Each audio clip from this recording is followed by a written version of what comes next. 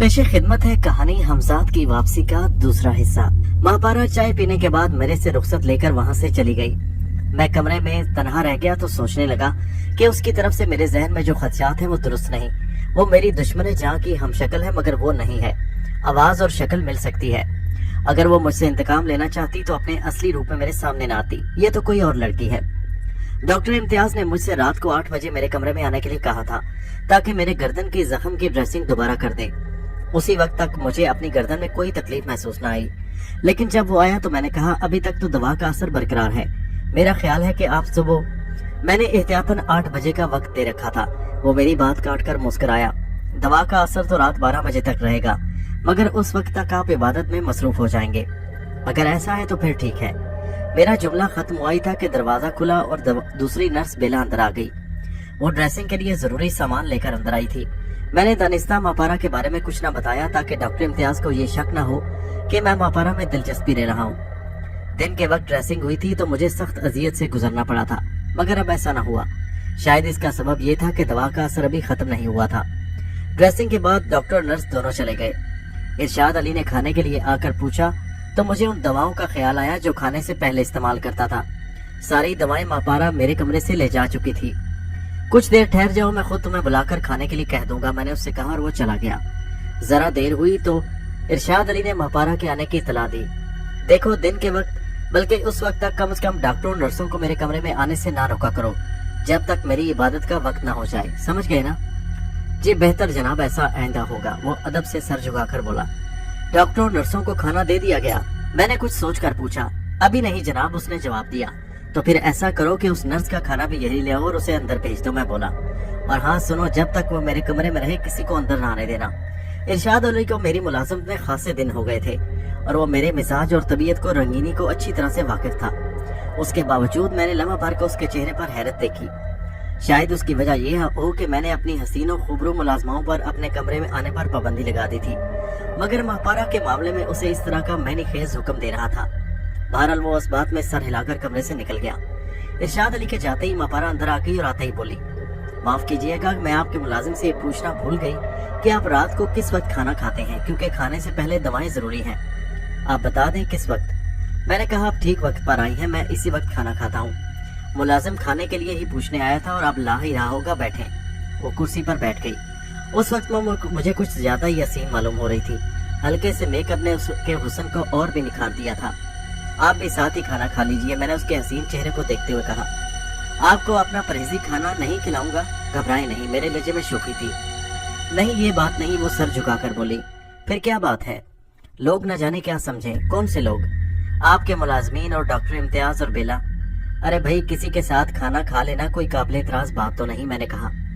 फिर ये कि आप किसी को जवाब दे हैं न मैं, हम दोनों ही शायद बालिग और खुद मुख्तार हैं। आखिरी अल्फाज अदा करते हुए मेरा लहजा शोक हो गया। मैंने मजीद कहा, आप बालिग हो चुके हैं ना? मेरे जुमले की मैंने समझकर उसके चेहरे पर शर्मो हया की लाली बिखर गई और चेहरा सुर्ख हो गया और यूं वो मजीद हसीन नजर आने लगी। वो खास मशरकी लड़कियों की तरह अपने दुपट्टे का आंचल उंगली पर लपेटने और खोलने लगी। आप तो बिल्कुल कवारी लड़कियों की तरह शर्मा रही हैं, मैंने उसे छेड़ा। शायद अभी आपकी शादी नहीं और आप कवारी हैं। शादी? उसने जेरे लब कहा और फिर ठंडा सांस भरकर बोली, मेरी शादी हो चुकी है। मगर वो अपना जुमला पूरा न कर सकी। उसके चेहरे पर एक बार फिर हया की सुर्खी दौड़ गई। मगर क्या? मैं उसे खामोश देखकर बोला, छोड़े इस जिक्र को, कोई और बात करें। मगर आपने तो कहा था कि रात को अपने बारे में बताएंगी। मैंने ये तो नहीं कहा था। उसने झुकी हुई नजरें उठाई। कुछ बातें कहीं बगैर भी तो समझ ली जाती हैं। खाना खा लें पहले, फिर बातें करेंगे, क्योंकि आपका मुलाजिम किसी भी वक्त कमरे में आ सकता है और मैं नहीं चाहती कि किसी को भी मेरी महरूमी का इल्म हो, उसने संजीदगी से कहा। तो गोया आप मुझे अपनी दास्ताने हयात सुनाने पर राजी हैं। आप ही तो मजबूर कर रहे हैं, वरना कौन अपनी खुशी से अपने जख्मों को कुरेदने पर आमादा होता है। कुछ देर हम दोनों के दरमियान खामोशी रही और फिर इस दौरान बार बार उसके हसीन और पुरकशिश चेहरे को देखता रहा।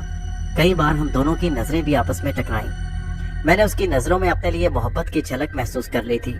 और फिर इरशाद अली खाना ले आया।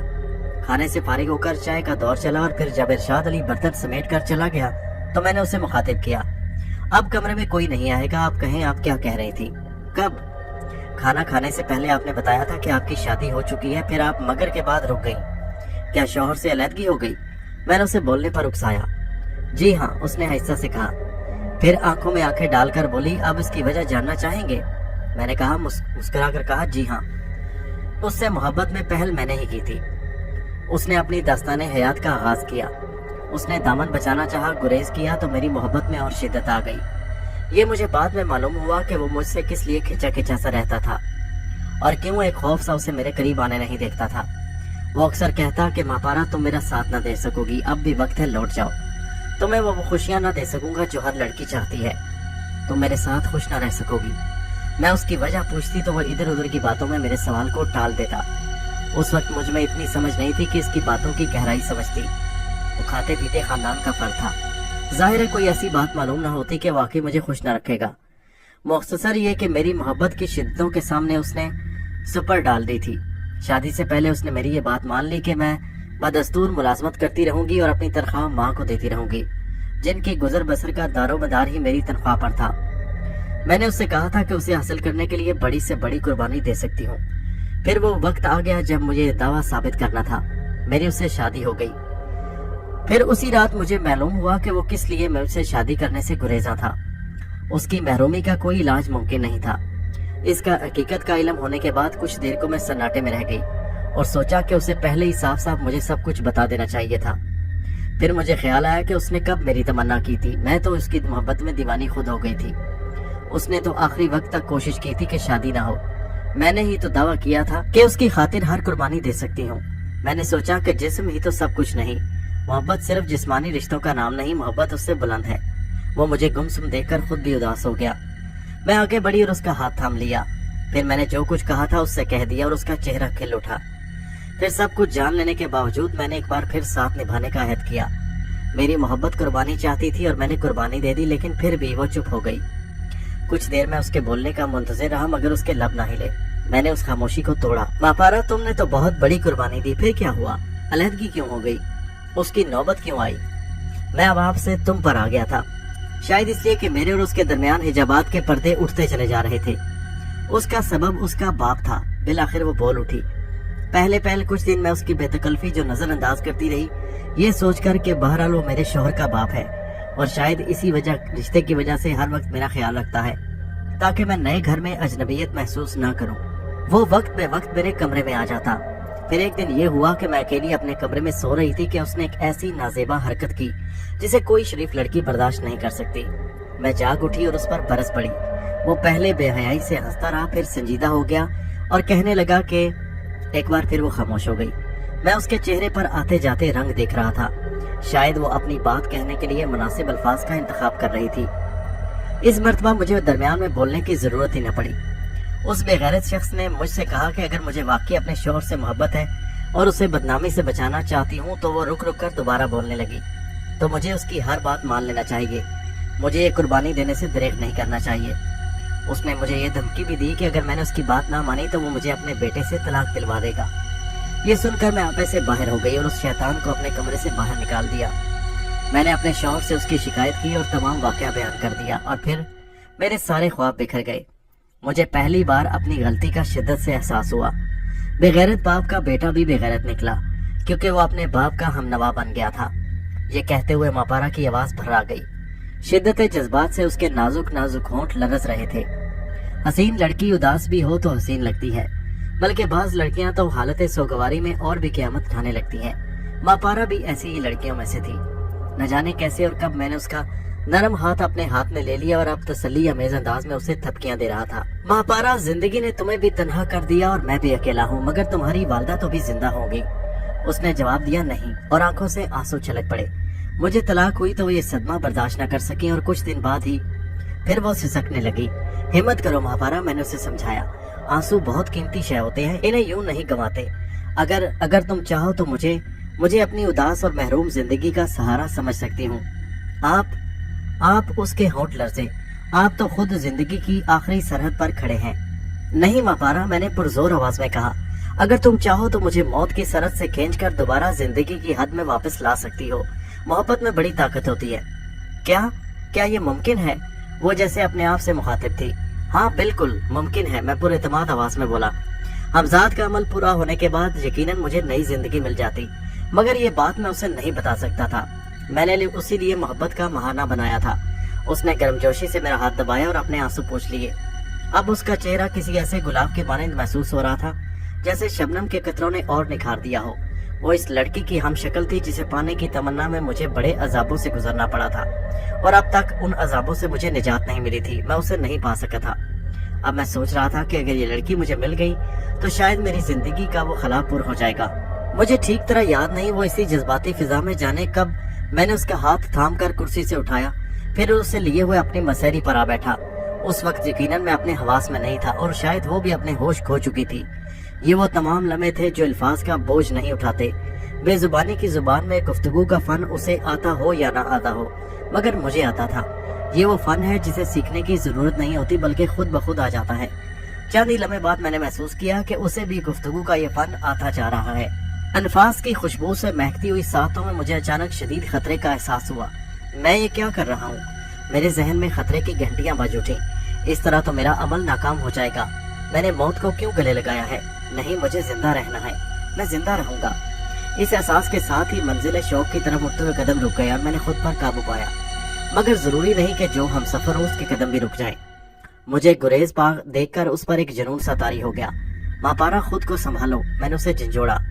तुम जालिम हो, धोखेबाज हो, फरेबी और संगदिल हो। वो चीख उठी। तुम मेरी तौहीन कर रहे हो। मुझे जलील किया है तुमने। मैं तुम्हें जिंदा नहीं छोड़ूंगी। ये कहते हुए उसने मेरी गर्दन पर हाथ डाल दिया।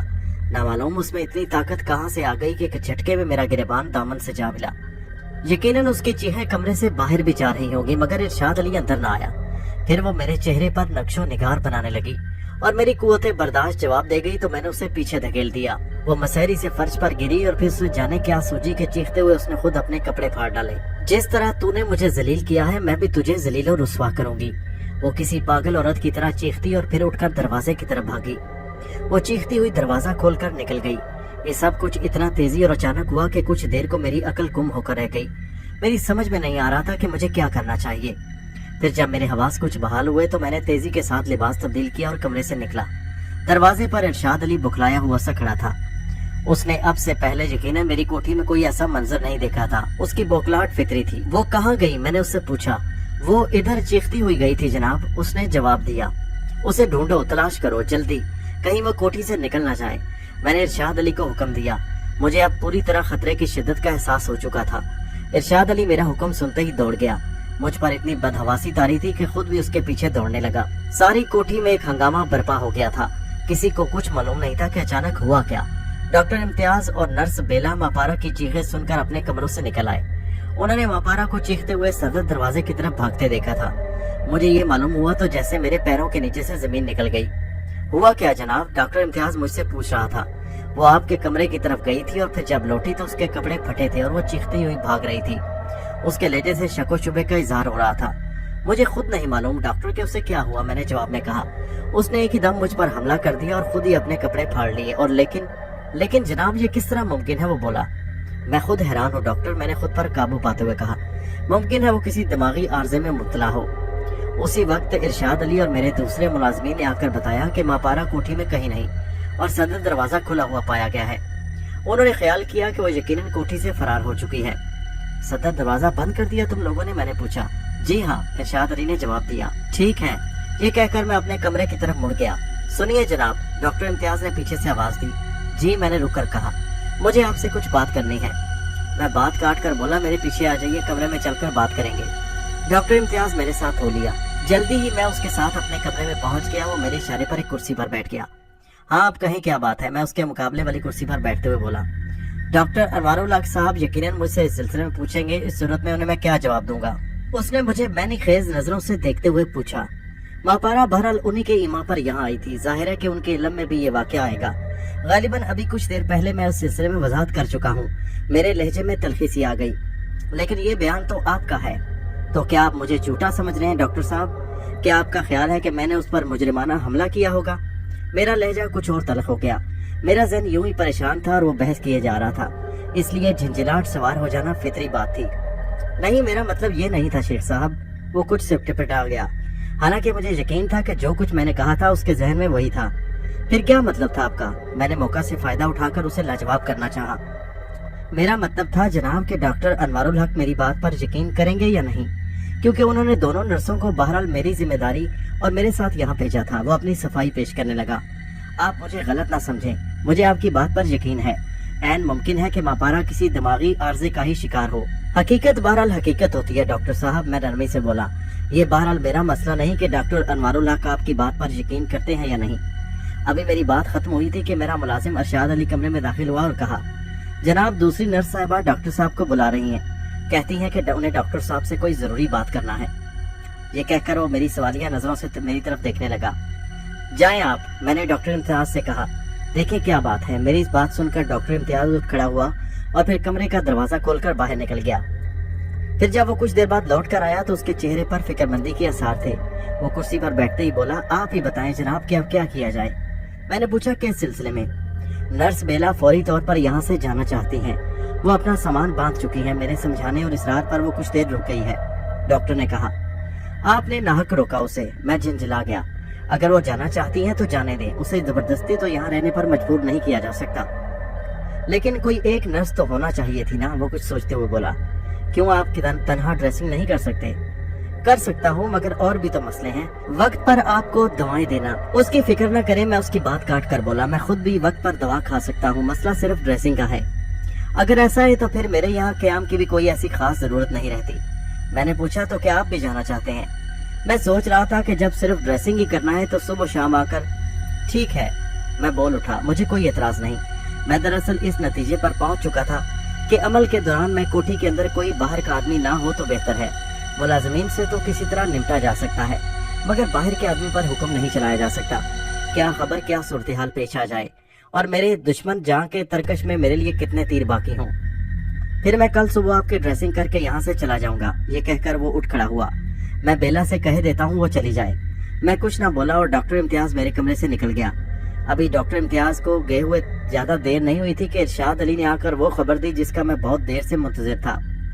उन्हें ड्राइंग रूम में बिठा दो, मैं आ रहा हूँ, मैंने उससे कहा। मुझे इल्म था कि वो लड़की जो धमकी देकर गई थी उसका नतीजा भी बरामद होगा।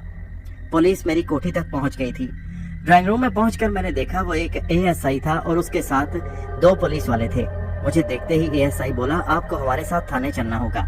मगर क्यों? मैं जान बनकर बोला, एक नर्स महापारा ने आपके खिलाफ रिपोर्ट दर्ज कराई है कि आपने उस पर मुजरिमाना हमला किया है। एएसआई ने जवाब दिया, फिर बोला, और ये भी सुन लीजिए कि उस वक्त आपकी कोठी में जो अफराद मौजूद हैं वो यहाँ से कहीं ना जाएं, क्योंकि बतौर गवाह उनकी जरूरत पड़ सकती है। मुझे बेला का ख्याल आया, क्या खबर वो अब तक जा चुकी हो या मौजूद हो। ठहरे मैं अभी आता हूँ, मैंने कहा। अरे कहाँ जा रहे हैं आप? एएसआई फौरन उठ खड़ा हुआ। आप इस वक्त तक खुद को अपने जेरे हिरासत समझे जब तक बेगुनाह साबित ना हो जाएं। उसकी बात सुनकर मुझे गुस्सा आ गया, मगर ये वक्त गुस्से के इजहार का नहीं था। मैंने इसलिए गुस्सा जब्त करते हुए उसे बता दिया कि कहाँ जा रहा हूँ। ठीक है चलें। एएसआई मेरे साथ हो लिया और दोनों पुलिस वालों ने भी उसकी तकलीद में ऐसा ही किया। डॉक्टर इम्तियाज अपने कमरे में था, मगर बेला का कमरा खाली था, वो जा चुकी थी। आपके पास उसका पता है? एएसआई ने डॉक्टर इम्तियाज से पूछा। जी हाँ, डॉक्टर इम्तियाज ने जवाब दिया और फिर एएसआई के कहने पर पता लिखकर दे दिया गया। मुमकिन है कि आपको भी अभी कुछ देर बाद कल या सुबह थाने बुलवाया जाए, इसलिए यहीं रहे, एएसआई ने डॉक्टर इम्तियाज से कहा। फिर मेरी तरफ मुड़ा, चलें जनाब आप तो चलिए। मैं उसके साथ चल दिया, क्योंकि उसके सिवा कोई चारा नहीं था। उस वक्त रात के 11:15 बज रहे थे। अभी अमल शुरू करने में 1.25 घंटा बाकी था और इस अरसे में मुझे बहरहाल ये मामला निपटाना था, वरना ये अमल शुरू न कर सकता। मुझे तवक्को थी कि थाने पहुंचकर मेरी मुलाकात एसएचओ से होगी, जिसे मैं उस दिन सुबह 5000 रुपए बतौर रिश्वत दे चुका था। वो यकीनन मेरा कुछ न कुछ ख्याल करेगा, मगर वहां जाकर मालूम हुआ कि मसूफ गश्त पर हैं। पुलिस वालों से अब तक मेरा बड़ा वास्ता पड़ चुका था। मुझे गश्त का मतलब अच्छी तरह मालूम था। जब एसएचओ इंदराजात के मुताबिक इलाके के गश्त पर होता तो अमूमन उसका गश्त सिर्फ घर तक होता है और वो उस वक्त ख्वाब खरगोश के मजे लूट रहा होता है। मापारा भी थाने में मौजूद थी। एएसआई ने उससे मेरी शनाख्त कराई, फिर उसको जाने की इजाजत दे दी। वो बड़ी खूनखार नजरों से घूर रही थी, जैसे कच्चा चबा जाएगी मुझे। मेरा ख्याल था कि अब एएसआई मुझसे पूछगिछ करेगा, मेरा बयान वगैरह लेगा, मगर ऐसा न हुआ। उसने कांस्टेबल को हुक्म दिया, इन्हें ले जाकर हवालात में बंद कर दो। ये सुनते ही मेरी सिट्टी गुम हो गई और मैं बमुश्किल कह सका, मगर क्यों? अभी तो मुझ पर कुछ साबित नहीं हुआ। हवालात में सिर्फ मुजरिमों ही को नहीं, मुलजिमों को भी बंद किया जाता है। एएसआई के लहजे में चुभन थी।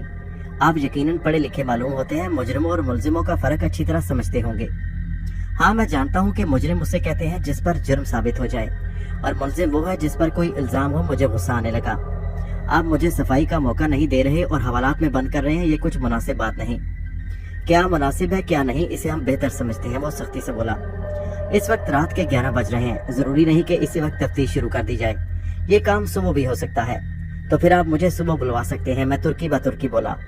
और रात को तुम फरार हो जाओ तो वो आपसे तुम पर उतर आया। तुम्हारे खिलाफ FIR कट चुकी है, समझे? और तुम्हारी इतला के लिए अर्ज है कि इसमें वक्त भी दर्ज होता है। अगर हमसे जवाब तलब किया गया कि रात ही को कार्रवाई क्यों नहीं की गई, फिर हमारे पास क्या जवाब होगा? अच्छा ये बताएं कि आपके SHO साहब कब तक गश्त से लौट कर आएंगे? क्या ये मुमकिन है कि उन्हें गश्त के दौरान में इतला दी जा सके? किस बात की इतला? उसने आंखें निकाली। रफ्ता रफ्ता उसका रवैया मेरे साथ सख्त होता जा रहा था। यही कि मैं उनसे फौरी तौर पर मिलना चाहता हूँ, मैंने कहा। आपको शायद मालूम नहीं कि मेरे उनके साथ अच्छे ताल्लुकात हैं। आपके उनसे अच्छे ताल्लुकात हैं, इसका अंदाजा तो मुझे पहली रात ही हो गया था। उसके लहजे में काट थी। कल जब आपके कमरे का ताला तोड़ा गया था तो ये खादिम भी वहाँ मौजूद था। जाहिर है कि आपके SHO साहब से अच्छे ताल्लुकात ना होते तो ऐसा क्यों होता। वैसे मैं समझ रहा हूँ कि आप क्या चाहते हैं। उसके बाद वो फिर बेतकल्लिफ पर उतर आया। सुनो, FIR कटने के बाद वो कुछ नहीं कर सकते। गुज़श्ता रात वाला मामला मुख्तलिफ था, उसकी रिपोर्ट दर्ज नहीं हुई थी। समझ गए? आपके इस मामले में ताल्लुकात नहीं चलेंगे। उसने लफ्ज ताल्लुकात पर जोर देकर कहा। यकीनन उसके इल्म में ये बात होगी कि मैंने SHO को रिश्वत दी है। मैं चकरा कर रह गया। अमल शुरू करने में सिर्फ 1 घंटा रह गया था। अगर वो मुझे हवालात में बंद कर देता तो सारा खेल ही खत्म हो जाता। हमजाद के अमल में वक्त और जगह को खुसूसी हैसियत हासिल थी। शराइत के मुताबिक न जगह बदली जा सकती थी न वक्त। जिस जगह और जिस वक्त अमल शुरू किया गया था उसकी पाबंदी लाजमी थी, वरना अमल बातिल हो जाता, और अमल के बातिल होने का मतलब मेरी यकीनी मौत थी। अब मैं बड़ी हद तक इस नतीजे तक पहुंच गया था कि मेरे साथ जो कुछ हुआ है उसमें मेरी दुश्मन जहां के इंतकाम को दखल है। वो नहीं चाहती कि मैं अमल पूरा कर सकूं। गुज़श्ता शब वो मेरी कुव्वत इरादी के सबब नाकाम हो गई। कोई और मेरी जगह होता तो इन हालात में किसी न किसी मरहले पर धोखा खा जाता, या अगर मैं भी तजर्बाकार न होता तो उसके वार से बचना मुश्किल था। इस मर्तबा उसने एक और हरबा आजमाया था, मगर किस तरह ऐसा मुमकिन हुआ ये बात मेरी समझ में नहीं आ रही थी। अब तक मैंने अरवाह के मुतल्लिक जो पढ़ा था और जो कुछ बातें मेरे तजर्बे में आई थी, मौजूदा वाक़या उनसे मुख्तलिफ था। कोई रूह भला मादी जिस्म को किस तरह अपना सकती है? मैंने उस नर्स के मादी वजूद को छुआ था। वो एक जीती जाती लड़की थी, उस पर किसी रूह का गुमान नहीं किया जा सकता था। उस वक्त मुझे वो जमाना याद आ गया जब महपारा एक अमल कर रही थी और मैं चाहता था कि वो अमल पूरा ना कर सके। मैंने भी उस पर बहुत अरबे आजमाए थे मगर कामयाब ना हो सका था। चंद ही लम्हों में मेरे जहन में एक फैसला कर लिया, इसके सिवा कोई चारा नहीं था। लेकिन इसका दारोमदार उस शख्स पर था जो मेरे सामने वर्दी में मलबूस बैठा हुआ था। मैंने उससे कहा, मैं आपसे तन्हाई में कुछ बात करना चाहता हूँ। वो कहने लगा, देखो ये मामला टेढ़ा है, मैं इस सिलसिले में कुछ नहीं कर सकूंगा। उसने गालिबन अपना भाव बढ़ाने के लिए पेशबंदी की, फिर बोला, खैर कहो क्या बात है। ये कहते ही उसने अपने कमरे से दोनों कांस्टेबलों को बाहर निकलने का इशारा किया। कमरे में वो अकेला रह गया तो मैं बोला, ये बात अच्छी तरह जानता हूँ कि आप लोगों के लिए बद से बदतर हालात में कोई बेहतर रास्ता निकालना मुश्किल नहीं होता। तमहीद ना बांधो, उसने मुझे ताकीद की। जो कहना है साफ साफ कहो, और ये बात जहन में रखो कि मैं तुम्हें छोड़ नहीं सकता। ये मेरे इख्तियार की बात नहीं है। इस वक्त जमानत भी नहीं हो सकती। जो कुछ होना है सुबह होगा। ये तुम भी जानते हो कि इस वक्त कोई अदालत खुली नहीं होगी। मैंने सर हिलाया, मैं जानता हूँ, मगर मैंने तो कुछ और ही सोचा है। ये आपके बस में है। कुछ कहो भी तो, उसने मुंह बिगाड़ कर कहा। दरअसल मेरी एक मजबूरी है कि मैं अपनी कोठी से बाहर रात बसर नहीं कर सकता। मैंने आखिर कह दिया, मैं एक अमल कर रहा हूँ जिसके लिए जगह और शर्त लाजमी है और वक्त भी। फिर मैं इस सिलसिले में क्या कर सकता हूँ? उसके लहजे में रूखापन था, शायद इसलिए कि मैंने अभी उसके मतलब की बात नहीं की थी। मैंने कहा, आप ही तो सब कुछ कर सकते हैं। मैं जल्दी से बोला, आप मुझे घर जाने की इजाजत देकर ये भी जाहिर कर सकते हैं कि आपने कार्रवाई की, मगर मैं अपनी कोठी में मौजूद नहीं था। अच्छा, बहुत खूब, उसने तंजी आवाज में कहा। तुम्हारे ख्याल में ये बात छुपी रह सकती है? अगर ये मुमकिन नहीं तो एक और सूरत हो सकती है। मैंने कहा, अच्छा वो भी बता दो, वो भी बयान कर दो। उसके लहजे में बदस्तूर चुभन थी। मैंने उसके तंजिया लहजे को नजरअंदाज करते हुए कहा, आप रोजनामचे में यही दर्ज करेंगे, मुझे हवालात में बंद कर दिया है, मगर मुझे सुबह तक के लिए अपने घर जाने की इजाजत दे दें ताकि मैं अमल कर सकूं। और तुम रात को गायब हो जाओ तो अपनी नौकरी से हाथ धो बैठूं, वो बोला। मैंने कहा, मैं वादा करता हूं कि सुबह होते ही हाजिर हो जाऊंगा। میں نے پرزور آواز میں اسے یقین دلانا چاہا۔ ارے یہ جو تم اتنی باتیں بنا رہے ہو اور مجھے راستہ دکھا رہے ہو تو اس سے مجھے کتنی رکعت کا ثواب ملے گا؟ وہ آخر مطلب کی بات پر آ ہی گیا۔ میں نے کہا آپ جو حکم دے میں وہ خدمت کرنے کے لیے تیار ہوں، صرف ایک رات کی بات ہے۔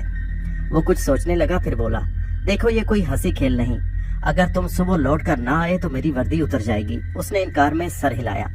نہیں، میں یہ خطرہ مول نہیں لے سکتا۔ اگر ملک صاحب کو معلوم ہو گیا اور وہ صبح جلدی تھانے آ گئے تو بات بگڑ جائے گی۔ میں ان کے آنے سے پہلے صبح فجر پڑتے ہی یہاں آ جاؤں گا۔ ویسے آپ کے اس اطمینان کے لیے کہ میں فرار نہیں ہوں گا ایک اور صورت ہے۔ وہ کیا؟ اس نے پوچھا۔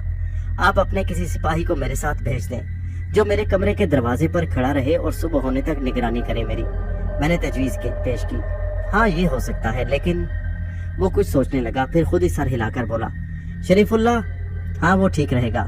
اس کا انداز خود کلامی کا سا تھا۔ پھر اس نے میری آنکھوں میں آنکھیں ڈال دی اور بولا مگر ابھی تم نے مطلب کی بات تو کی ہی نہیں۔ پھر مطلب کی بات 2000 میں طے ہو گئی۔ اس سودے بازی میں 11:30 بج گئے اور مجھ پر اضطراب طاری ہونے لگا۔ وہ خود میرے ساتھ کوٹھی تک آیا۔ اس کے ساتھ ایک کانسٹیبل بھی تھا اور شاید اس کا نام شریف اللہ تھا۔ اس کانسٹیبل کو صبح تک میری نگرانی کرنا تھی۔ جب ASI جانے لگا تو مجھ سے اس نے کہا یہ غریب شریف اللہ صبح تک محض تمہاری خاطر جاگے گا، اسے بھی 100-200 دے دینا۔ میں نے حامی بھر لی، بہتر ہے۔ پھر مجھے ایک بات یاد آ گئی، سنیں، صبح ہونے سے کچھ پہلے میں کوٹھی سے نکل کر جاؤں گا اور پھر کچھ دیر بعد میری واپسی ہوگی۔ اپنے آدمی سے کہہ دیں کہ وہ مجھے نہ روکے اور چاہے تو اس دوران میں بھی مجھ پر نظر رکھے مگر کوئی بات نہ کرے۔ ٹھیک ہے، میں کہہ دیتا ہوں، مگر خیال رکھنا کوئی دھوکہ کیا تو تمہارے حق میں اچھا نہیں ہوگا، ASI نے کہا۔ پھر وہ کانسٹیبل کو الگ لے جا کر کچھ ہدایات دیتا رہا۔ اس کے بعد وہ رخصت ہو گیا۔ اب عمل شروع کرنے میں صرف 5 منٹ باقی رہ گئے تھے۔ میں جلدی سے اپنے کمرے میں گھس گیا۔ میں نے ارشاد علی کو اس سے پہلے یہ بتا دیا تھا کہ وہ کانسٹیبل بھی میرے کمرے کے دروازے پر متعین رہے گا، مگر اس کے باوجود کمرے کا دروازہ کسی صورت نہیں کھولنا ہے۔ میں اندر چلا گیا تو اس نے دروازہ پھیڑ دیا۔ میں نے بطور احتیاط اندر سے کنڈی چڑھائی۔ عمل کے دوران میں جن چیزوں کی ضرورت تھی وہ میری ہدایت کے مطابق ارشاد علی نے پہلے ہی وہاں رکھ دی تھی۔ عمل شروع کیے ہوئے مجھے زیادہ دیر نہیں ہوئی تھی کہ اپنے سائے کے قریب میں نے ماہپارہ کا ہیولہ دیکھا۔ اچانک مجھے اس کی زہریلی آواز سنائی دی، میرے دوسرے وار سے بھی بچ گئے شیخ، میں بھی دیکھتی ہوں کہ تم کب تک بچتے ہو۔ اس کی آواز میرے کانوں میں آ رہی تھی اور اس کا ہیولہ بھی میرے دائرہ نظر میں تھا، مگر عمل کا ورد جاری تھا۔ اس کے الفاظ ختم ہوئے کہ اچانک مجھے بہت زور کی گڑگڑاہٹ محسوس ہوئی۔ یوں لگا جیسے میں جس زمین پر بیٹھا ہوں وہ اندر دھنستی جا رہی ہے اور کمرے کی دیواریں میرے اوپر گرنے والی ہیں۔ اسی وقت کسی نے باہر سے دھڑا دھڑ دروازہ بجایا۔ پھر مجھے اپنے ملازم ارشاد علی کی آواز گھبرائی ہوئی سنائی دی، زلزلہ آ رہا ہے جناب، دروازہ کھولیے ورنہ دب جائیں گے۔ لمحہ بھر کو جیسے میں خوفزدہ ہو گیا۔ چلگام میں زلزلہ آنا کوئی ناممکن بات نہیں تھی، وہاں آئے دن یوں بھی طوفان آتے رہتے تھے۔ میں نے سوچا کہیں سچ مچ زلزلہ نہ آ گیا ہو، مگر پھر میں نے خود ہی اپنے حواس کو قابو میں کر لیا۔ مجھے خیال ہے آیا کہ حصار سے اٹھ کر بھاگنے کا مطلب بھی موت ہے، اب نہیں تو کچھ دن بعد، اور اگر واقعی زلزلہ آ گیا ہے، کوٹھی کے در و دیوار گرنے والے ہیں تو بھی موت یقینی ہے، پھر میں عمل کا ورد کیوں چھوڑوں؟ اس دوران میں ماہپارہ کا ہیولہ غائب ہو چکا تھا۔ ارشاد علی نے مزید کچھ دیر کوشش کی کہ میں دروازہ کھول دوں، پھر شاید وہ ناکام ہو کر اپنی جان بچانے کی خاطر وہاں سے بھاگ گیا۔ پھر یوں لگا جیسے میرا وجود تیز ہواؤں کی زد میں آ گیا اور یہ کہ میں اپنی جگہ بیٹھا نہ رہ سکوں گا، یہ بھی فریب ہے۔ میں نے سوچا اگر واقعی طوفانی جھکڑ چل رہے ہوتے تو چراغ کیسے جلتا رہتا، اور چراغ نہ چل رہا ہوتا تو دیوار پر میرا سایہ کس طرح دکھائی دیتا۔ اس شب یہی ہنگامہ آرائی رہی۔ میں نے اس دوران میں عمل کی ہدایات کے مطابق آئینہ بینی بھی کی اور پھر روٹی لے کر اپنے کمرے سے نکلا۔ مجھے قدم اٹھانا 2 بار ہو رہا تھا۔ ہر قدم پر یوں محسوس ہوتا جیسے میں منہ کے بل گر پڑوں گا زمین پر، میرے پیروں کے نیچے جیسے زمین کانپ رہی تھی۔ دروازے کے باہر مجھے نہ ارشاد علی ملا نہ کانسٹیبل شریف اللہ۔ ایسا معلوم ہو رہا تھا کہ کوٹھی میں کوئی نہیں، ہر طرف سناٹا چھایا ہوا تھا۔ میں صدر دروازے پر پہنچا تو اس کے دونوں پٹ کھلے ہوئے ملے، یوں جیسے کوٹھی سے نکلنے والے وحشت زدہ ہو کر وہاں سے بھاگے ہوں اور انہیں اتنا ہوش بھی نہ رہا کہ دروازہ بند کر جاتے۔ پھر جب میں چوراہے پر روٹی رکھ کر میں نے دوبارہ اپنی کوٹھی میں قدم رکھا تو ہر چیز معمول کے مطابق تھی، نہ اب زمین ہل رہی تھی نہ طوفانی ہواؤں کا شور تھا۔ اس وقت صبح کی اذان ہو رہی تھی۔ میں نے اپنے کمرے میں پہنچ کر وضو کیا اور پھر کچھ دیر بعد نماز پڑھی۔ سلام پھیرا تو مجھے قدموں کی چاپ سنائی دی۔ میں نے توجہ نہ دی اور دعا مانگنے لگا۔ مصلی طے کر کے میں اٹھا تو سامنے ہی ارشاد علی کھڑا تھا और उसके चेहरे पर इंतहाई बदहवासी नजर आ रही थी। तुम हिमाकत से बाज नहीं आ रहे। मैंने उसे घूर कर देखा। रात को तुम क्यों मेरा दरवाजा धड़ाधड़ बजा रहे थे? वो जनाब जलजला। वो हकलाने लगा। बको मत, मैंने उसे डांट दिया। जब मैं कह चुका हूँ कि किसी सूरत रात के वक्त मेरे कमरे का दरवाजा खुलवाया ना जाए, तो फिर तुमने ऐसा क्यों किया? गलती हो गई जनाब, उसने नदामत से सर झुका लिया। और तुम कहाँ गारत हो गए थे? मैं करीबी मस्जिद में पनाह लेने चला गया था। वहाँ के मौलवी साहब से मेरी जान पहचान है। बकिया सारे मुलाजमीन और मुलाजमाएं भी मौलवी साहब के हुजरे में हैं, उसने बताया। मैंने सोचा कि सिर्फ मैं ही फरेब समात और फरेब नजर का शिकार नहीं हुआ था, बल्कि मेरी कोठी में जितने अफराद थे उन पर यही गुजरी थी। इस ख्याल ने मेरा गुस्सा कम कर दिया और मैंने नरमी से कहा, उन सब को कोठी में ले आओ।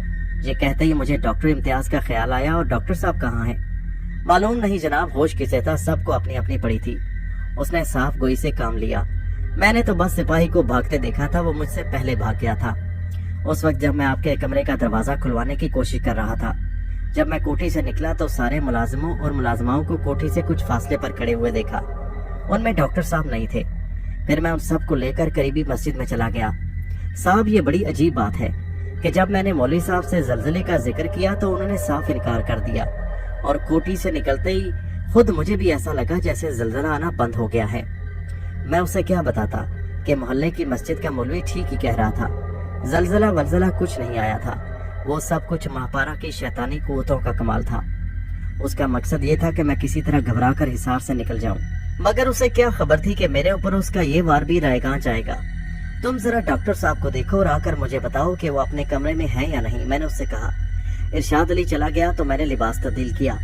अब मैं हस्बे वादा थाने पहुंचना चाहता था, लेकिन उससे पहले ड्रेसिंग हो जाती तो बेहतर था। वैसे मुझे उम्मीद नहीं थी कि डॉक्टर इम्तियाज अपने कमरे में होगा। मेरे अंदाजे के मुताबिक वो भी रात को कोठी से निकल भागा होगा। जब मेरे मुलाजमीन को ये सूरत हाल पेश आई थी तो फिर डॉक्टर इम्तियाज उससे कैसे बच सकता था? थाने पहुंचकर क्या गुजरती, मैं फिलहाल इससे बेखबर था। मुमकिन है कि आज ही मेरा चालान अदालत में पेश कर दिया जाता, या फिर आज पुलिस तफ्तीश और पूछगिछ में गुजारती और फिर आइंदा रोज पूरा केस तैयार करके अदालत में पेश करती। इस सूरत में मुझे हवालात में ही रहना पड़ता। मैं इसलिए चाहता था कि अगर डॉक्टर इम्तियाज मौजूद हों तो कम से कम उस वक्त तो ड्रेसिंग करा ही लूं, आगे अल्लाह मालिक है। जरा देर बाद इरशाद अली ने आकर बताया कि डॉक्टर इम्तियाज अपने कमरे में मौजूद है और सो रहा है, तो मुझे हैरत सी हुई। मैं कपड़े बदल चुका था और एक बड़ी रकम भी अपनी जेब में रख ली कि जरूरत के वक्त काम आ सके। मैंने सोचा कि डॉक्टर इम्तियाज को वहाँ बुलवाने के बजाय खुद ही उसके कमरे में क्यों ना चला जाऊं और ड्रेसिंग भी वही करवा लूंगा। वो खुद मुझे अपने कमरे में देखेगा तो जरा जल्दी हाथ मुंह धोकर तैयार हो जाएगा। ये सोचकर मैं तेजी के साथ कमरे से निकला। मैं चाहता था कि जल्द अज जल्द थाने पहुंच जाऊं ताकि ASI पर कोई हरफ ना आए। डॉक्टर इम्तियाज के कमरे की खिड़की खुली थी मगर दरवाजा बंद था। मैंने खिड़की से उस पर एक नजर डाली, वो बेखबर सो रहा था। फिर दरवाजे पर कई जोरदार दस्तकें देने के बाद उसकी गनुदा सी आवाज सुनाई दी। दरवाजा खोले डॉक्टर, मैंने बुलंद आवाज में कहा। चंद दमों के बाद दरवाजे के पीछे से कदमों की चाप सुनाई दी और फिर दरवाजा खुल गया। डॉक्टर इम्तियाज के चेहरे से हैरत और कदरे नागवारी का इजहार हो रहा था। उसकी आंखें सुर्ख हो रही थी। दरअसल मुझे इसी वक्त पहुंचना है। मैंने कमरे में दाखिल होकर उसकी तरफ माजरत ख्वाहाना अंदाज में देखा। माफ कीजिएगा, आपको सुबह ही सुबह जहमत दी। वजह यह है कि कुछ खबर नहीं कब वापसी हो। मैं ये चाहता था कि आप इसी वक्त ड्रेसिंग कर देते। कोई बात नहीं, उसने बज़ाहिर इखलाक का मुजाहिरा किया। आप तशरीफ रखें, जरा मैं मुंह धो लूं। ये कहते हुए उसने अपने माथे पर हाथ रख लिया। मुझे इसके चेहरे पर तकलीफ के आसार नजर आए। आपकी तबीयत तो ठीक है डॉक्टर? मैंने कुर्सी पर बैठते हुए सवाल किया। बात यह है जनाब कि अगर टेंशन हो तो मेरे सर में दर्द शुरू हो जाता है। उसने बताया, कल रात का वाकया भी मेरे लिए टेंशन का सबब हुआ था। सर दर्द ही की वजह से मुझे रात को नींद नहीं आई, इसलिए मैं नींद की गोली खाकर सोया था। उसकी बात सुनकर मैंने तवील सांस लिया। अब ये बात मेरे लिए कोई नहीं रखती थी मायने कि रात को डॉक्टर इम्तियाज कोठी से क्यों नहीं निकला। उस वक्त वो यकीनन गहरी नींद सो रहा था जब कोठी में रात को हंगामा हुआ था। फिर कुछ ही देर में डॉक्टर ने मेरे गर्दन के जख्म की ड्रेसिंग कर दी। फिर कहने लगा, मुमकिन है मेरा बयान लेने के लिए मुझे थाने बुलाया जाए। हाँ मुमकिन है, मैंने कहा। जाहिर है कि पुलिस की हिदायत के मुताबिक मुझे उस वक्त तक यहीं रहना पड़ेगा जब तक मेरा बयान न हो जाए। तो क्या हर्ज है, आप आराम से रहें, यहाँ मेरे मुलाजिम हर तरह आपका ख्याल रखेंगे। ये कहकर मैं उठ खड़ा हुआ। समझ में नहीं आता कि नादरा को क्या हुआ था। बज़ाहिर तो वो ऐसी लड़की मालूम नहीं होती थी, फिर ये कि उसकी सूरत शक्ल भी। कौन नादरा? मैंने डॉक्टर की बात काट कर कहा। डॉक्टर जवाब देने के बजाय डॉक्टर हैरत से मुझे देखने लगा, यूं जैसे मैंने वाकई कोई अजीब बात पूछ ली हो। बिलाखिर वो बोला, मैं उसी नर्स का जिक्र कर रहा हूँ जो कल रात चीखती हुई आपके कमरे से भागी थी। क्या? अब हैरान होने की बारी मेरी थी। उसका नाम तो मापारा था, शायद आप भूल रहे हैं डॉक्टर साहब। अरे मैं नहीं भूल रहा जनाब, शेख साहब आप भूल रहे हैं। खुदा जाने डॉक्टर इम्तियाज मुझे क्यों झुठला रहा था, मगर ये वक्त उससे बहस करने का नहीं था। मैं मजीद कुछ कहे बगैर उसके कमरे से बाहर निकल आया। अब मेरा रुख सदर दरवाजे की तरफ था। थाने की तरफ जाते हुए मैं गुज़िश्ता वाक़यात पर गौर कर रहा था। गुज़िश्ता शब मेरी दुश्मन जान ने ये इतराफ़ कर लिया था कि उसका मतलब यही था कि नर्स के मामले में उसी का हाथ है, मगर किस तरह? ये सवाल मेरे लिए अभी तक तिश्ना जवाब ही था। वो आखिर नर्स का जिस्म कैसे अपना सकती थी? कोई रूह किसी मादी जिस्म पर इस तरह कब्जा नहीं कर सकती। बिलफर्ज वो जिस्म उसी का था, तो फिर बरसों पहले मिट्टी हो जाने वाला जिस्म दोबारा किस तरह वजूद में आ गया? ये कतई नामुमकिन बात थी। ये मामला मेरी समझ में नहीं आ रहा था। इन्हीं ख्यालों में घिरा हुआ मैं थाने पहुंच गया। एएसआई मेरा ही मुंतजिर था। मुझे देखकर उसके चेहरे पर बहार आ गई और उसने खुश होकर कहा, तुम वाकई वादे के पक्के निकले। और हाँ, फिर उसे जैसे कोई बात याद आ गई। ये रात को तुम्हारी कोठी में क्या चक्कर चल रहा था? क्या तुम्हारी कोठी आसेब ज़दा है? शरीफुल्लाह कुछ देर बाद ही बदहवास होकर वहाँ से भाग आया था। उसने कांस्टेबल शरीफुल्लाह का जिक्र किया जिसे मेरी निगरानी के लिए साथ भेजा था। मालूम नहीं उसे क्या महसूस हुआ क्या नहीं, मैं तो इबादत में मसरूफ था। मैंने बात को टाल दिया। तुम्हारे मुलाजिम भी घबराए हुए थे, वो मुझे मुश्तबा अंदाज में देखता हुआ बोला, उन्होंने भी तो तुम्हें बताया होगा। मैंने उसी तरह सरसरी अंदाज में कहा, हाँ वो लोग भी यही कह रहे थे। मैंने ऐसे सरसरी अंदाज में कहा जैसे मैंने इस बात को कोई अहमियत न दी हो। मुझे बहरहाल इस सिलसिले में कुछ नहीं मालूम और ना ही मैंने कोई ऐसी बात महसूस की। उसका शक दूर न हुआ, कहने लगा, कोई बात है जरूर। उससे पहले तुम्हारे कमरे में एक लड़की की लाश पाई गई जो पुरस्कार तौर पर गायब हो गई, और कल रात ये वाकया हुआ। कोई ना कोई चक्कर तो है। खैर, ये कहकर उसने किसी कांस्टेबल को आवाज दी, इन्हें हवालात में बंद कर दो। उसने कांस्टेबल को हुक्म दिया, फिर मेरी तरफ देखकर बोला, एसएचओ साहब बस अभी आने वाले होंगे, वो आ जाएं तो फिर तुम्हारा बयान वगैरह होगा। मैंने सर हिलाया और कांस्टेबल के साथ चल दिया। मुझे जमानत की फिक्र नहीं थी। मेरा शरीके-कार नसीरुद्दीन मेरी जमानत ले लेता।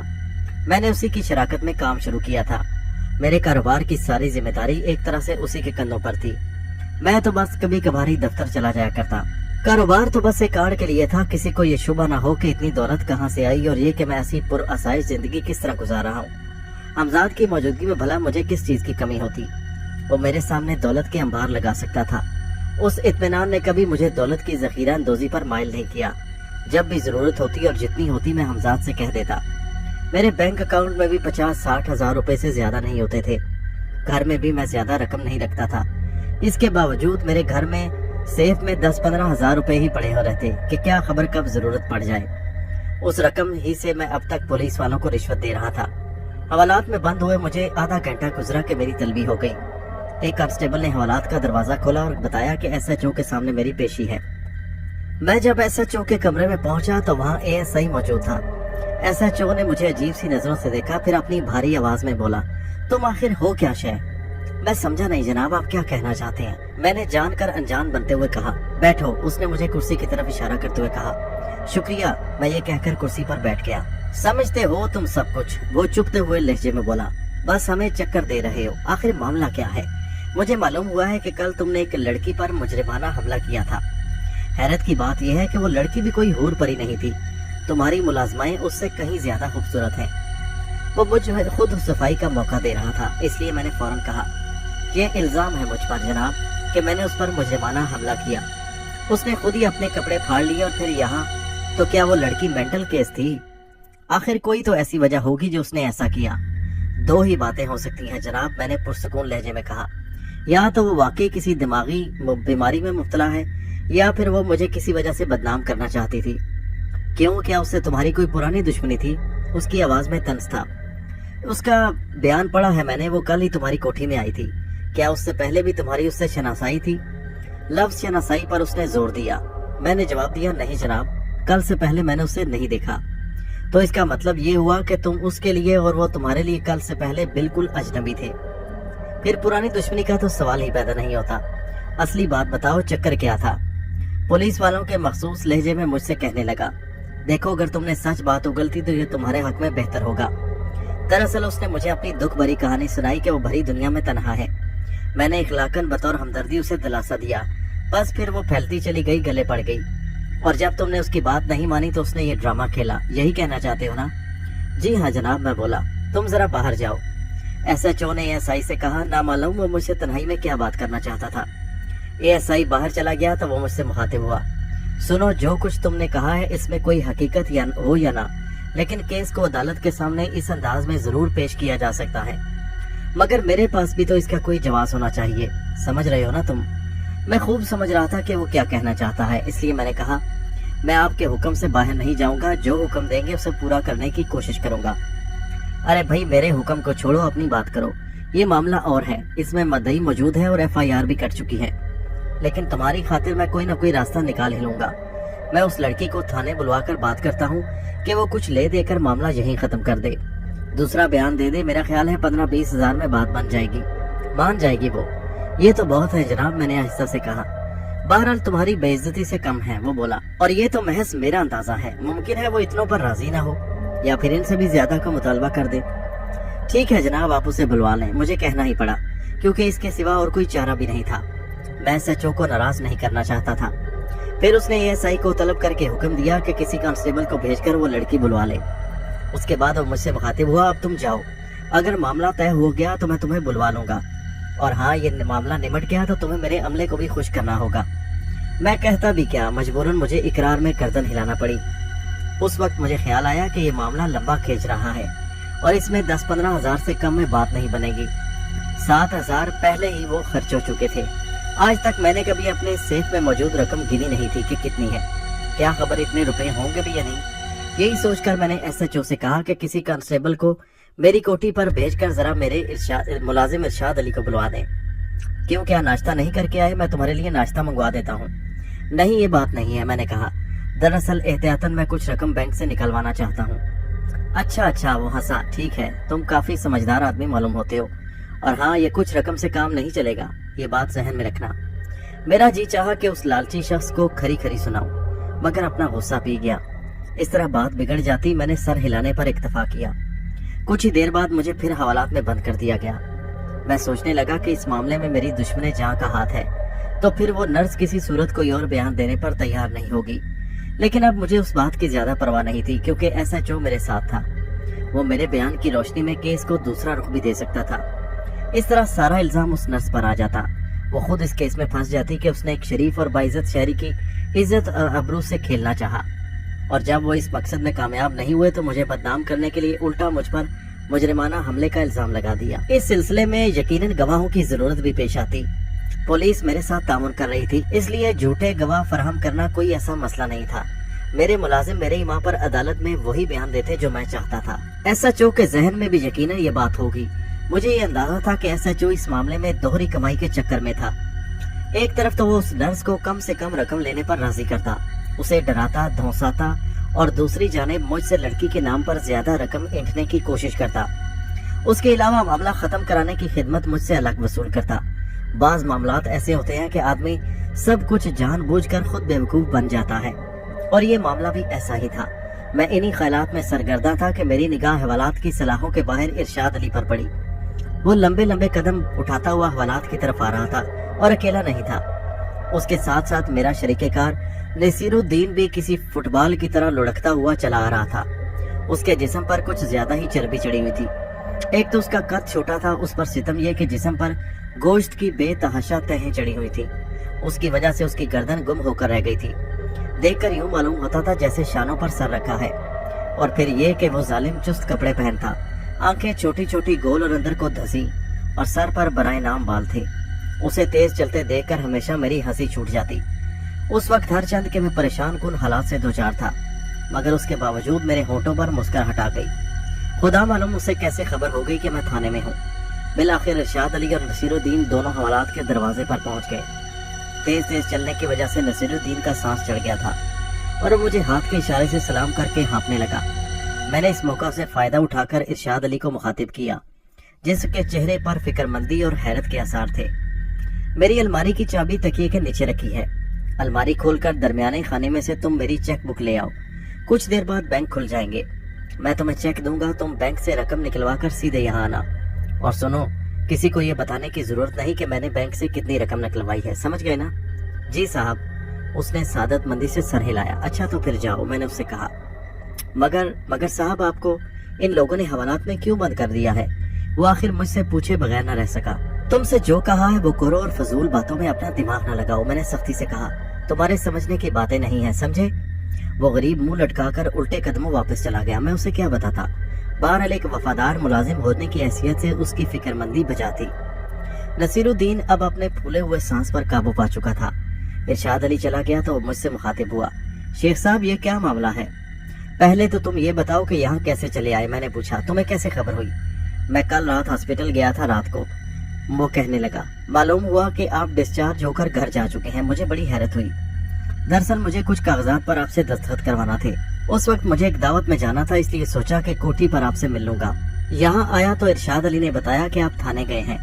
फिर मेरे ही सामने थाने से आया एक सिपाही और उसने कहा कि इरशाद अली को बुलवा रहे हैं। फिर मैं भी इरशाद अली के साथ यहाँ चला आया। रास्ते में इरशाद अली से मैंने पूछा आप किस लिए थाने गए हैं, मगर इसने कुछ बताया ही नहीं। आप कम से कम मुझे तो इत्तला करा देते अगर कोई ऐसी वैसी बात थी। आखिर में नसीरुद्दीन का लहजा शिकायती हो गया। अरे कोई ऐसी फिक्र की बात नहीं कि मैं तुम्हें बुलाता। बहरहाल आप तुम आ गए हो तो मुमकिन है तुम्हारी जरूरत पड़ जाए, मैंने कहा। तुम्हें मेरी जमानत लेना पड़ेगी, मगर किस सिलसिले में कुछ बताएं तो सही। वो बोला, बस यूं समझ लो कि बुरा वक्त कहकर नहीं आता। मैंने तवील सांस लिया और फिर मुख्तसरन उसे सारी बात बता दी। हैरत है शेख साहब, वो वाकई हैरत से कहने लगा। आपके लिए क्या कमी है? वो मेरी हुस्न परस्त फितरत से किसी हद तक वाकिफ था। आपने उसे अपने कमरे से निकलने ही कैसे दिया? आप तो इस मैदान के खिलाड़ी हैं। अरे भैया, कभी खिलाड़ी भी अनाड़ी बन जाते हैं, मैंने हंसकर कहा।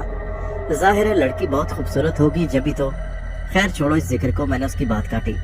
SHO ने उसे बुलवाया है, तुम खुद देख लेना। ये कहते हुए मेरे दिल पर एक चोट सी लगी। मैं माहपारा को तो क्या, उसकी हमशक्ल को भी हासिल न कर सका था। मैंने उसकी तरफ से अपना ध्यान हटाने के लिए नसीरुद्दीन से कारोबार का जिक्र छेड़ दिया। कहो काम कैसा चल रहा है? ठीक है, लेकिन वो कुछ कहते कहते रुक गया। लेकिन क्या? मैंने पूछा। ये मौका तो नहीं इस बात का शेख साहब, मगर आपने जिक्र छेड़ दिया तो फिर दरअसल मैं आपसे इसीलिए मिलना चाहता था। वो ये कहकर खामोश हो गया। तुम खुलकर बात करो नसीरुद्दीन, क्या बात है? एक सौदे में खासा घाटा हो गया है और इस वक्त साख बरकरार रखने के लिए रकम की बड़ी जरूरत है। फर्म कोई 3 लाख से ऊपर के घाटे में आ गई है। मैंने कल हिसाब किया था, आपकी तरफ फर्म के तकरीबन 2.25 लाख रुपए वाजिबुल अदा हैं। अगर वही मिल जाए तो फिलहाल काम चल जाएगा। मेरी तरफ वाजिबुल अदा है 2.25 लाख? अरे क्या कह रहे हो तुम? मैं चकरा गया। मेरे पास सारी रसीदें मौजूद हैं जिन पर आपके दस्तखत हैं। आप वक्तन फवक्तन जो रकम लेते रहे हैं उसका पूरा इंदराज मौजूद है मेरे पास। उसके लहजे में अयारी थी और अब वो मुझसे नजरें भी चुरा रहा था। कारोबार के सिलसिले में अक्सर वो मुझसे मुख्तलिफ कागजात पर दस्तखत कराता रहता था। मेरे नजदीक ये सब खानापुरी थी। मुझे कारोबार से दिलचस्पी होती तो कभी उन कागजात को पढ़ने की कोशिश भी करता।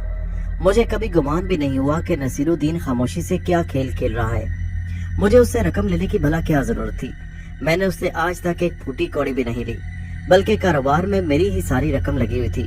बुनियादी सरमाया 5 लाख रुपए था जो मैंने ही फराहम किया था।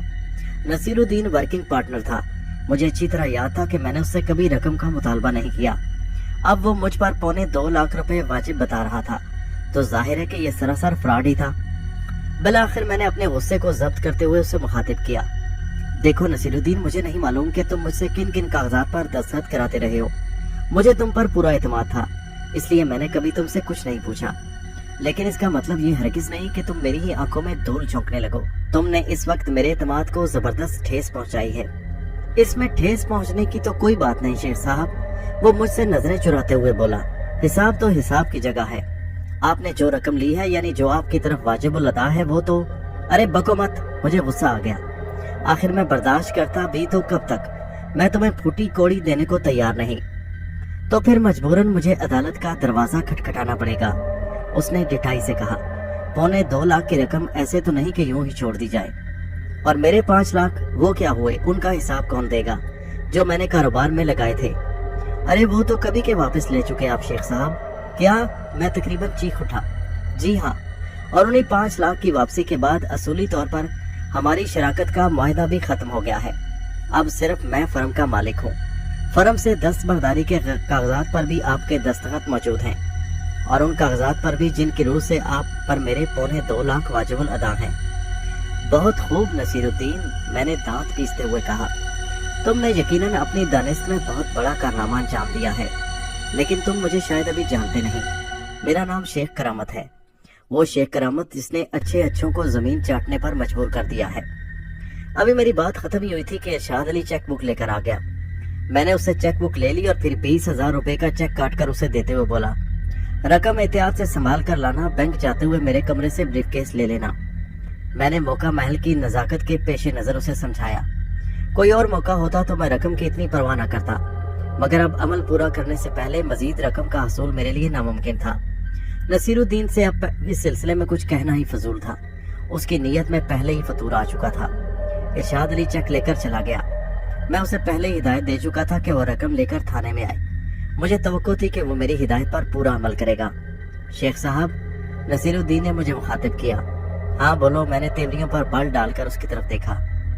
बेहतर है कि बात अदालत तक ना जाए, मेरे और आपके दरीना ताल्लुकात हैं, ख्वामख्वाह जग हसाई होगी। बेहतर यही है कि आप रकम की अदायगी कर दें। मैं उसे गुस्से से घूरने लगा, फिर बोला, तुम शायद मेरे जब्त का इम्तिहान ले रहे हो। अभी अभी मेरे जहन में एक बात आई है, वो भी बक दो। अगर आपके पास अदायगी के लिए रकम नहीं है तो जिस कोठी में आप रहते हैं मेरे नाम कर दें, मगर ये काम फौरी तौर पर होना चाहिए, क्योंकि मुझे रकम की शदीद जरूरत है। मैं 2.25 लाख के एवज कोठी लेने पर तैयार हूँ। हालांकि जरूरी नहीं कि मुझे कोठी बेचकर इतनी ही रकम मिल जाए, मगर महज आपसे ताल्लुकात बरकरार रखने की खातिर अगर कुछ घाटा भी हो जाए तो मैं उसे बर्दाश्त कर लूंगा। इस सिलसिले में ज्यादा से ज्यादा मैं आपको 1 हफ्ते की मोहलत दे सकता हूँ, वो भी ये सोचकर कि आप इस दौरान में अपने रिहाइश का कहीं बंदोबस्त कर लें। नसीरुद्दीन, मैं फिर चीख उठा, बहुत हो गया, बंद करो अपनी बकवास, दफा हो जाओ यहाँ से। मैं तुम्हारी सूरत भी नहीं देखना चाहता। मुझे मालूम नहीं था कि तुम इतने घटिया और कमीने आदमी हो। कौन घटिया है शेख साहब, ये तो साफ मालूम हो रहा है। आप सुलाखों के पीछे हैं और मैं सुलाखों से बाहर। उसने ओछा वार किया, फिर मेरे कुछ बोलने से पहले ही मजीद कहा, मैं जो बात एक बार कह देता हूँ उससे पीछे नहीं हटता। मैंने आपको 1 हफ्ते की मोहलत दी है, इस अरसे में आप खूब सोच समझ लें। मैं 1 हफ्ते के बाद आपसे मिलूंगा, बशर्ते कि आप सुलाहों के बाहर हुए। दूसरी सूरत में जाहिर है मुझे आपके बाहर आने का इंतजार करना पड़ेगा। ये कहते ही वो मुड़ा और फिर गोया लुढ़कता हुआ मेरी नजरों से ओझल हो गया। मैं सोचने लगा, जब आदमी पर बुरा वक्त आता है तो हर तरफ से मुसीबतें उस पर टूट पड़ती हैं। नसीरुद्दीन को भी उस वक्त मुझसे नजरें फेरना थी। मैं गुस्से के सबब अंदर ही अंदर खोलता रहा। नसीरुद्दीन को शायद अंदाजा नहीं था कि उसने किस शख्स को छेड़ दिया है। वक्त की बात थी, वरना मैं उसे 1 मिनट में भंगी बना देता और अपने सामने मिन्नत समाजत पर मजबूर कर देता। कुछ वक्त और गुजरा होगा कि एक सिपाही ने आकर बताया कि SHO मुझे बुलवा रहा है। उसने हवालात का ताला खोलकर मुझे बाहर निकाला और फिर मैं उसके हमरा SHO के कमरे में पहुंच गया। मुझे तवक्को थी कि वो नर्स भी वहां होगी, मगर कमरे में सिर्फ SHO ही था। उसके इशारे पर मैंने कुर्सी संभाल ली। मैंने नादरा को राजी कर लिया है। SHO ने मेरे बैठते ही कहा, नादरा। मैं चौंक उठा। मैंने दूसरी बार ये नाम सुना था, पहली बार आज ही डॉक्टर इम्तियाज ने उसे नादरा कहा था। अरे हाँ भाई, वही नर्स जिसने तुम्हारे खिलाफ रिपोर्ट दर्ज कराई थी मेरे भाई। मगर उसका नाम तो मापारा है, मैंने कहा। अरे रिपोर्ट में तो उसने अपना यही नाम लिखवाया है, नादरा। तुम्हें अगर उसने मापारा बताया हो तो मुझे नहीं मालूम। बहरहाल नाम का झगड़ा छोड़ो, असल बात सुनो।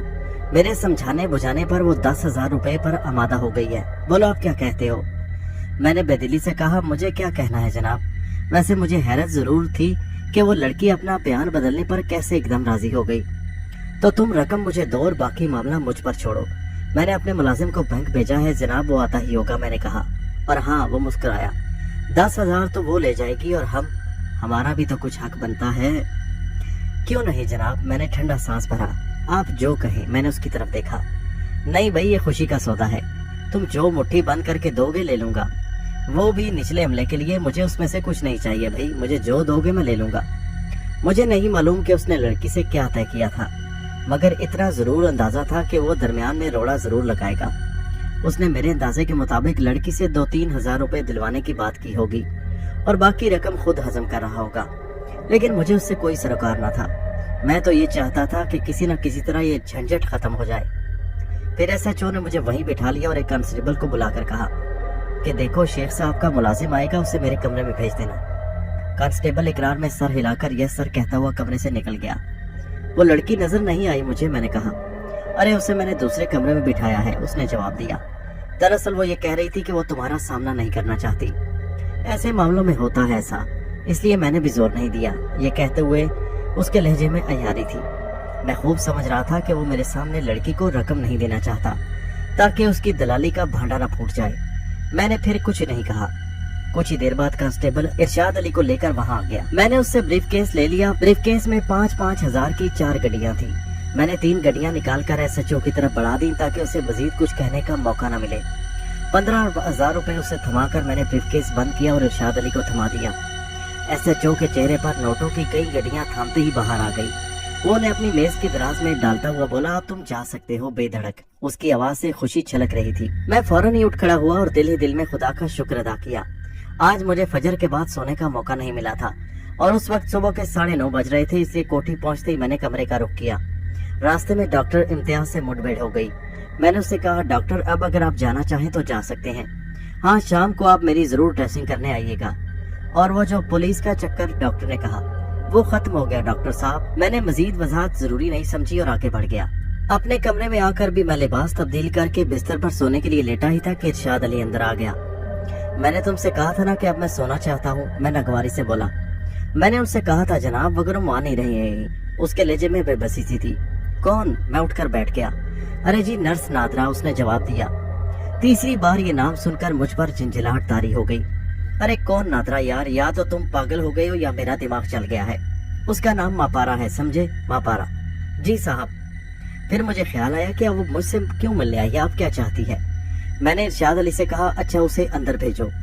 इरशाद अली सर झुकाकर चला गया और फिर चंद लम्हे बाद एक बदशक्ल लड़की कमरे में दाखिल हुई। उसका रंग स्याह था और चेहरे पर चीचक के नुमाया दाग थे। वो मेरे लिए कतई अजनबी थी। फिर इससे पहले कि मैं कुछ कहता वो बोल उठी, मैं आपसे माफी मांगने आई हूँ। किस बात की माफी? मैं हैरत से बोला। और तुम हो कौन?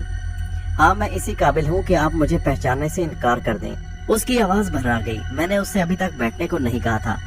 उसने मजीद कहा, मैं खुद भी हैरान हूँ जनाब कि मुझे कल क्या हो गया था जो मैंने आप जैसे शख्स पर इतना बड़ा इल्जाम लगा दिया कि आपने मुझ पर मुजरिमाना हमला किया है। मैं उसी की माफी मांगने आई हूँ। खुदा के लिए मुझे माफ कर दीजिए, माफ कर दीजिए, वरना मेरा ज़मीर मुझे चैन नहीं लेने देगा। उसकी आंखों से आंसू बहने लगे। मैं हैरत से उस लड़की को देखे जा रहा था और मेरे जहन में आंधियां सी चल रही थी। मैं सोच रहा था कि खुदा, ये किसे क्या तिलिस्म है, कहीं मैं पागल तो नहीं हो गया। आखिर ये लड़की कौन है और ये जाहिर करने की क्या कोशिश कर रही है कि गुज़श्ता शब जो अंदोहनाक वाकया पेश आया इसी से मुतल्लिक था। उसकी आवाज भी भद्दी थी। क्या तुम्हारा नाम मापारा है? मैंने यकीन और बेयकीनी की मिली जुली कैफियत में पूछा। जी नहीं, मेरा नाम तो नादरा है, उसने अपने रुखसारों पर आए हुए आंसू पोंछते हुए कहा। मैंने उसके चेहरे को गौर से देखा कि शायद झूठ और सच का अंदाजा लगा सकूं, वरना काबिल दीद कुछ भी ना था। लड़कियां बड़ी खूबसूरती से झूठ बोलती हैं और उनके आंसू भी, मगर वो ऐसी मालूम नहीं हो रही थी। फिर क्या मुइम्मा है, मैं सोचने लगा। आखिर इसे क्या पड़ी है जो अजनबी होने के बावजूद मुझसे मिलती है और माफी मांगती, और एक ऐसी लड़की बनना पसंद करती जिससे एक शर्मनाक वाकया वाबस्ता था। क्या आंखों देखा और कानों सुना भी झूठ हो सकता है? इस सवाल ने रफ्ता रफ्ता मेरे जहन को जैसे झंझोड़ना शुरू कर दिया। मापारा के सिलसिले में आंखों देखा कई बार गलत साबित हो चुका था। गुज़श्ता रात वो एक अजीब लड़की थी और मेरे नौकरों और पुलिस वालों ने भी उसकी ऐसी हालत देखी थी। उसने मुझे फरेब नजर में मुब्तला कर दिया और मेरे अलावा दूसरों को भी। वो ऐसा करने की अहल थी कि हकीकत जो ना हो आदमी को नजर आने लगे। जब वो ये ताकत रखती थी तो उसके लिए क्या मुश्किल था कि एक बदसूरत लड़की मुझे हसीन और उसकी हम शक्ल नजर आने लगे। अमल के दौरान ही मैं ये वाकया भी पेश आया था कि मैंने जलजले की किड़किड़ाहट सुनी थी। ये फरेब समात था, हकीकत में जलजला नहीं आया था, जिसका सबूत इरशाद अली का बयान था। उस नर्स की आवाज मुझे मापारा जैसी मालूम हुई थी। ये भी मेरी समात का फरेब हो सकता था। उसके अलावा उसका नाम मुझे नादरा के बजाय मापारा सुनाई दिया। उसे भी इसी खाने में रखा जा सकता है। उसके लिए यह भी मुमकिन था कि मैं तो मापारा कहूँ और दूसरे फरेब समात में मुब्तला होकर नादरा सुने। यकीनन उसने बड़ी होशियारी और चालाकी से ये खेल खेला था, ऐसी होशियारी कि मैं भी धोखा खा गया। नर्स नादरा उस वक्त मापारा की पुरस्कार कुव्वतों के ही के जेरे असर होगी जब उसने अपने कपड़े फाड़ लिए और मेरे खिलाफ जाकर थाने में रिपोर्ट दर्ज कराई। फिर इन खतरनाक हालात में भी मैंने एक राह निकाली तो मापारा ने नादरा को अपने शहर से आजाद कर दिया था। मुझे अपना क्यास 100% दुरुस्त मालूम होने लगे। अगर ऐसा ना होता तो अब वो लड़की पशेमान नजर न आती। इस तरह मापारा ने मुझ पर दोहरा वार किया था। मैं बह गया था और इस तरह के अमल की शर्त पूरी करने में नाकाम हो जाऊं, उसका यही इरादा था। बर वक्त मुझे खतरे का एहसास हो गया और मैं संभल गया तो उसने दूसरा रास्ता इख्तियार किया। उसका मकसद भी यही था कि अमल की शर्त पूरी ना हो सके, यानी मैं मुकर्ररा वक्त पर और मुकर्ररा जगह पर अमल जारी ना रख सकूं। जाहिर है कि माहवालात में बंद होता तो जगह की पाबंदी न कर पाता। ये भी मापारा की कामयाबी होती और मापारा ने अपना मकसद पूरा करने के लिए उस मजलूम लड़की नादरा को अपना अलहकार बनाया, जो उस वक्त सर झुकाए मेरे सामने खड़ी थी। ये मजलूम और बेगुनाह है, इस ख्याल ने मेरे दिल में उस बदसूरत लड़की के लिए हमदर्दी पैदा कर दी। बैठ जाओ नादरा, मैंने उसे काफी देर बाद मुखातिब किया। जी, उसने हैरत से मेरी तरफ देखा और उसकी हैरत गलत नहीं थी, क्योंकि अभी कुछ देर पहले मैंने उसे पहचाने से भी इनकार कर दिया था। हाँ, बैठ जाओ और अपने दिल से ये बात निकाल दो कि मैं तुमसे खफा हूँ। मैं फिर बोला। वो कुछ झिझकी और फिर कुर्सी पर बैठ गई। नादरा, जो कुछ हुआ उसे अपने जहन से झटक दो, इसी में तुम्हारी और मेरी भलाई है। तो क्या आपने मुझे माफ कर दिया? उसकी आवाज में अजीब सा एहसास था। तुमने कोई गलती की नहीं तो तुम्हें खुद इख्तराफ है, तुम उस वक्त अपने हवास में नहीं थी। इसके बावजूद अगर तुम्हारा दिल इससे मुतमईन हो सकता है कि मैं तुम्हें माफ कर दूं, तो जाओ, मैंने तुम्हें माफ किया, मेरे खुदा ने माफ किया। मैंने महसूस किया उसके चेहरे का रंग बदल गया और एक बार फिर उसकी आंखों में आंसू आ गए, मगर ये आंसू ममनूनियत और खुशी के थे। आप बहुत अच्छे हैं, उसके होंठ कांपे। तुम्हें अपनी गलती का एहसास कब हुआ? मैंने यूं ही पूछा। मकसद वो नहीं था जो आज खुद सामने आ गया। आज सुबह, उसने बोझल सी आवाज में जवाब दिया। मैं खुद ये सोच रही थी कि थाने जाकर हकीकत का इजहार करूं, चाहे मुझे खुद ही क्यों ना सजा भुगतना पड़े। गलत बयानी और किसी पर झूठा और इतना सख्त इल्जाम लगाना भी बहरहाल जुर्म है। इस दौरान मैं थाने से खुद ही बुलावा आ गया। मैं चौंक उठा तो गोया नादरा खुद ही अपना बयान बदलने आई थी। इसका वाज़ेह मतलब ये था कि SHO ने उसे बयान बदलने पर राजी नहीं किया था और उसने ख्वामखा मुझे अच्छा खासा छीन लिया था, वो भी ऐसे वक्त जबकि मेरे पास रकम ज्यादा ना थी। ये सोचकर मुझे उस अयार शख्स पर गुस्सा आने लगा, मगर मैंने जल्दी अपने गुस्से पर काबू पाकर पहले अपने क्यास की तस्दीक की। फिर जवाबन नादरा ने जो कुछ बताया उसे सुनकर मैं मजीद खोल उठा। पुलिस ने वाकई हद कर दी थी। मुझसे रकम ईंटी तो ईंटी थी, उस गरीब को भी नहीं छोड़ा था। हुआ ये कि नादरा ने थाने पहुंचकर साफ साफ कह दिया कि उसे मुझसे कोई शिकायत नहीं और वो अपना तहरीरी बयान वापस लेना चाहती है।